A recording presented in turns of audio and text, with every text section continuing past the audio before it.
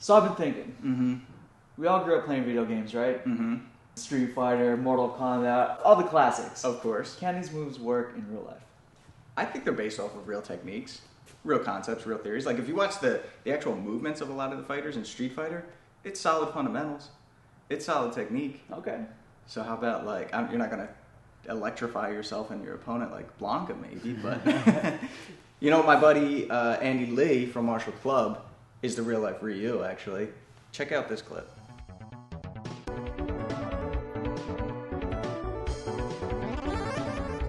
Okay, after seeing that, you got that flexibility, you've got all your sidekicks on. I bet you've got some Chun-Li in you.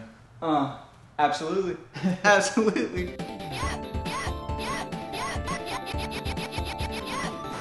And you're a quarter Japanese, right? I am. Just like E Honda.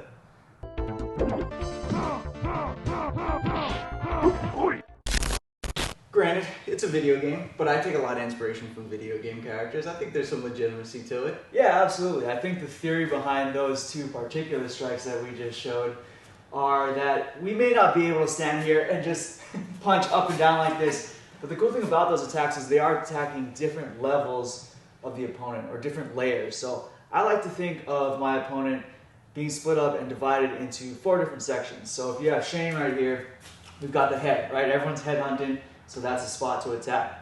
Now we've got the body.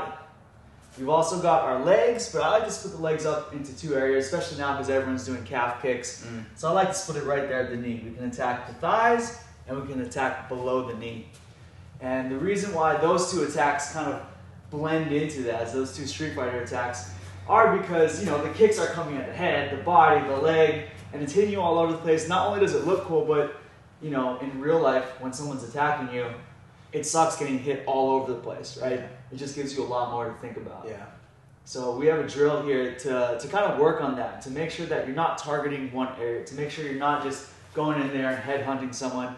We want to be able to mix up our attacks going into those 4 different sections. So I like to go either 2 for 2, and then kick it up a notch to 3 for 3, and even 4 for 4. But what you are doing with your partner is you're going to be attacking the different sections. And again, this is just to get you used to flowing in between going up and down the whole body. Yeah.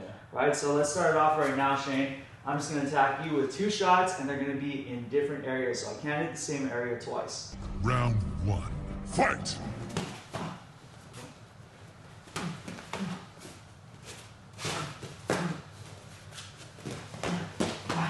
Good. Now let's kick it up a notch. We're going to go 3 for 3, again changing levels each time. Round 2. Fight!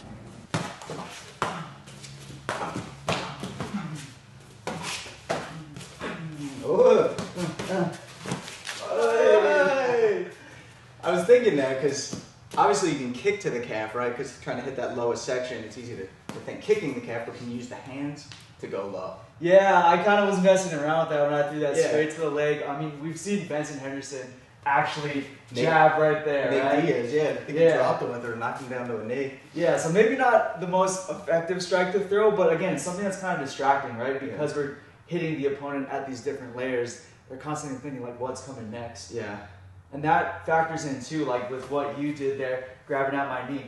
I can get behind the knee and push up high and go for, like, this knee pick off of my strikes, and it works the same way, right? We're factoring in that level of going low, going high, going low. Yeah. So it works well for MMA. You know, if we're looking for that takedown, if I'm just attacking one part of the body over and over, you know, this person's kind of set in their defense. But if I'm constantly going up and down, scaling up the mountain, you know, then this person has to think a lot more, and then when they don't expect it, that's when we shoot, we get underneath, we get on his legs and get the takedown. Yeah, using that as a distraction is key. I know we see that a lot with touching the knee, whether it's we've gone for the ankle pick actually, or we're using it to set up an uppercut or another strike too. Like if Vince is in orthodox and I'm touching, going here just to get him to lower his level a little bit, I'm cutting an angle and then I can go right into that uppercut. So even if you're not actually going for the ankle pick, the knee pick, you can use that to just divert their attention to come down and then have them run right into an uppercut or some other strike, right? Yeah, exactly. So overall, this is a good drill to practice that, right? So start off going 2 for 2, then pick it up to 3 for 3, 4 for 4, even 5 for 5. And again, in a fight, you may not be attacking different areas every single strike, but with this drill, you're going to be used to kind of mixing it up and getting our opponent thinking of, oh man, I don't know what's coming next. Once you take it into sparring, then it's not just headhunting the whole time. Now you are working the body, working the legs, working the calf. I love it. Good stuff. All right, guys, there you go. So whether you're doing 2 for 2, 5 for 5, or just combo for combo, there's a great way to mix up your training and start mixing up your attack levels. But until next time, be sure to join fighttips.com. We have exclusive courses on there, as well as a community of fighters, athletes, coaches from all over the world. You can get 2 weeks absolutely free by clicking the link down below. And follow this guy on Instagram. Link's down there as well. It's the Anomaly. Until then, I'm Shane. It's the Anomaly. Fight Tips for the underdogs.